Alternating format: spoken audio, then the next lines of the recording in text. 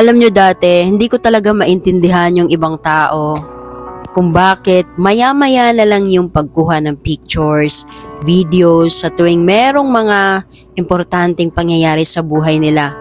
Kung meron silang pinupuntahan na magandang lugar, may kinakainan na magandang kainan, may pinupuntahan na magandang pasyalan.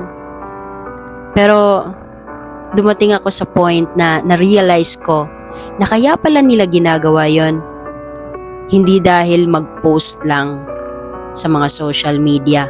Ginagawa nila yon para meron silang balikan. Meron silang mga memories na titingnan.